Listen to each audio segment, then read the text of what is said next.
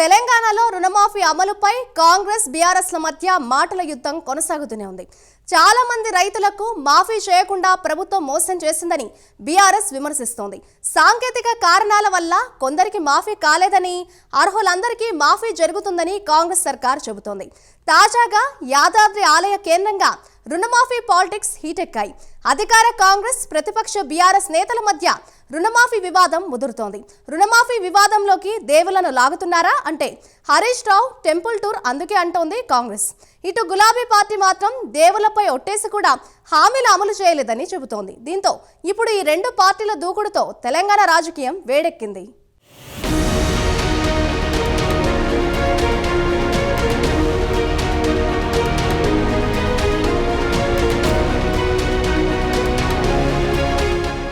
ప్రస్తుతం తెలంగాణ రాజకీయాలన్నీ రుణమాఫీ కేంద్రంగానే సాగుతున్నాయి. అధికార కాంగ్రెస్, ప్రతిపక్ష బీఆర్ఎస్ నేతల మధ్య మాటల తూటాలు పేలుతున్నాయి. రుణమాఫీ అయ్యిందని కాంగ్రెస్, కాలేదని బీఆర్ఎస్ నేతలు సవాళ్లు ప్రతి సవాళ్లు విసురుకుంటున్నారు. 49,000 కోట్ల వ్యవసాయ రుణాలు ఉన్నాయని డిసెంబర్ నెలలో చెప్పిన రేవంత్ సర్కార్ కడుపు కట్టుకుంటే చాలు ఒక్క ఏడాదిలో 40,000 కోట్ల రుణమాఫీ చేస్తానని జనవరిలో ప్రకటించింది. పార్లమెంట్ ఎన్నికల్లో కాంగ్రెస్ నేతలు కేబినెట్లో నిర్ణయించిన 31,000 కోట్ల రుణమాఫీ చేస్తామని దేవుళ్ల మీద ఒట్లు పెట్టారు. అయితే బడ్జెట్ కేటాయింపుల్లో మాత్రం 26,000 కోట్లకు కుదించారని బీఆర్ఎస్ విమర్శిస్తోంది. ఆగస్టు 15 నాడు రుణమాఫీ పూర్తయిందని 17,000 కోట్లను మాఫీ చేశామని రేవంత్ ప్రభుత్వం ప్రకటించింది. దీనిపై బీఆర్ఎస్ నేతలు ప్రభుత్వంపై తీవ్రస్థాయిలో మండిపడుతున్నారు.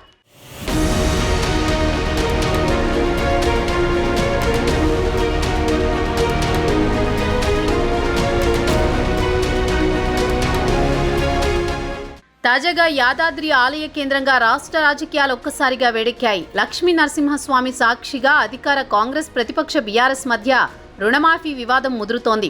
రుణమాఫీ చేస్తానని సీఎం రేవంత్ రెడ్డి యాదాద్రి లక్ష్మీ నరసింహస్వామి సాక్షిగా ప్రమాణం చేసి మాట తప్పారని బీఆర్ఎస్ నేతలు ఆరోపిస్తున్నారు.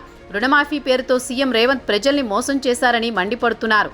దేవుళ్లపై ఒట్టు పెట్టి మాట తప్పారని, ప్రజలకు ఆ పాపం చుట్టుకోకుండా మాజీ మంత్రి హరీష్ రావు ఆలయాల యాత్ర చేపట్టారు. ఇందులో భాగంగా యాదాద్రి ఆలయానికి ఎమ్మెల్యేలు, ఎమ్మెల్సీలు అనుచరులతో కలిసి హరీష్ రావు వెళ్లారు. ఆలయ తూర్పు రాజగోపురం ఎదుట మాడవీధులో పూజారితో పాప పరిహార సంకల్ప ప్రమాణం చేశారు. తర్వాత ఆలయంలోకి వెళ్లి స్వామివారిని దర్శించుకున్నారు.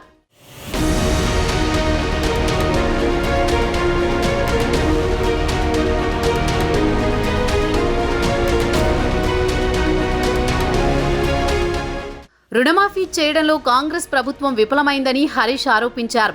రాష్ట్రానికి కీడు లేకుండా చేయాలని పూజలు చేశామని చెప్పారు. స్వామి, ఈ పాపాత్ముడైన ముఖ్యమంత్రిని క్షమించు, తెలంగాణ ప్రజలపై దయ ఉంచు అని వేడుకున్నానని తెలిపారు. సీఎం రేవంత్ రైతులను మోసం చేయడమే కాదు, దైవద్రోహానికి కూడా పాల్పడ్డారని హరీష్ మండిపడ్డారు. పాప పరిహారం కోసం ఆలయాల యాత్ర చేపడుతున్నట్టు తెలిపారు. ప్రతి రైతుకు రుణమాఫీ జరిగే వరకు తమ పోరాటం ఆగదని హరీష్ రావు ప్రభుత్వాన్ని హెచ్చరించారు. అయితే యాదాద్రి ఆలయంలో బీఆర్ఎస్ నేతలు పాప పరిహార సంకల్ప ప్రమాణం చేయడం వివాదంగా మారింది. ఆలయ తూర్పు రాజగోపురం మాడవీధుల్లో హరీష్ రావు పాప పరిహార సంకల్ప ప్రమాణం చేసిన ప్రాంతం, ఆలయ పరిసరాలను ప్రభుత్వ విప్ బీర్ల ఐలయ్య, కాంగ్రెస్ నేతలు నీటితో శుద్ధి చేశారు. బీఆర్ఎస్ నేతలు పరిహార సంకల్పం చేసి కొండను అపవిత్రం చేశారని, మాడవీధుల్లో చీపుర్లు పట్టి ఊడ్చి నీటితో శుద్ధి చేశారు. యాదాద్రి కొండపై బీఆర్ఎస్ నేతలు పాప పరిహార సంకల్పం చేయడం, కాంగ్రెస్ నేతలు నీటితో శుద్ధి చేయడం ఒక్కసారిగా రాజకీయాలు వేడెక్కాయి.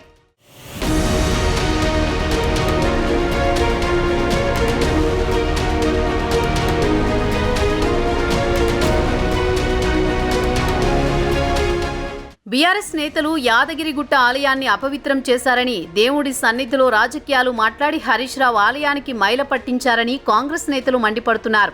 10 ఏళ్లు అధికారంలో ఉండి రైతులను పట్టించుకొని బీఆర్ఎస్ నేతలు కాంగ్రెస్ ప్రభుత్వం రుణమాఫీ చేస్తుంటే ఓర్వలేకపోతున్నారని విమర్శిస్తున్నారు. తెలంగాణలోనే పుణ్యక్షేత్రమైన యాదగిరిగుట్ట శ్రీ లక్ష్మీ నరసింహస్వామి వారి క్షేత్రంలో రాజకీయాలు చేస్తే సహించమని చెప్పారు. భక్తుల మనోభావాలతో ఆడుకుంటే ఊరుకునే ప్రసక్తే లేదని బీఆర్ఎస్ నేతల్ని హెచ్చరించారు. మరోవైపు హరీష్ రావు ఆలయ మాడవీధుల్లో పాప పరిహార సంకల్ప ప్రమాణం చేయడంపై ఆలయ అధికారులు అభ్యంతరం వ్యక్తం చేశారు. ప్రైవేటు వ్యక్తులతో మాడవీధుల్లో పూజలు చేయడంపై దేవస్థానం అధికారులు పోలీసులకు ఫిర్యాదు చేశారు. అనుమతి లేని ప్రదేశంలో బీఆర్ఎస్ నేతలు బయటి పూజారులతో మాడవీధుల్లో పూజలు చేశారంటూ అధికారులు ఫిర్యాదులో పేర్కొన్నారు.